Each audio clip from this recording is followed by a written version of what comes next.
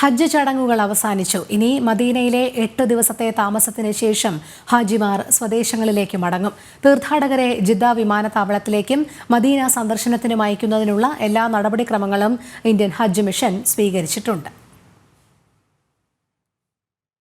ഇന്നലെ മിനായിൽ നിന്ന് വിടവാങ്ങാത്തവർ ഇന്നത്തെ കല്ലേറ് കർമ്മം കൂടി പൂർത്തിയാക്കിയതോടെയാണ് ഹജ്ജ് ചടങ്ങുകൾ അവസാനിച്ചത്. ഒരു സംഘം ഹാജിമാർ ഇന്നലെ ചടങ്ങുകൾ പൂർത്തിയാക്കി മടങ്ങിയിരുന്നു. ചൊവ്വാഴ്ച കർമ്മങ്ങൾ പൂർത്തിയാക്കി വിടവാങ്ങിയ ഹാജിമാർ വിടവാങ്ങൽ തവാഫും പൂർത്തിയാക്കി മദീനയിലേക്ക് യാത്ര തിരിച്ചു. ഇനി മദീനയിൽ 8 ദിവസം താമസിച്ചതിനു ശേഷമാണ് ഹാജിമാർ മടങ്ങുക. മദീനയിലെത്തുന്ന തീർത്ഥാടകർ ബദർ, മസ്ജിദ് ഗുവ, ഉഹദ് തുടങ്ങിയ ചരിത്ര സ്മാരകങ്ങളും സന്ദർശിച്ച ശേഷമായിരിക്കും മദീനയോട് വിട പറയുക.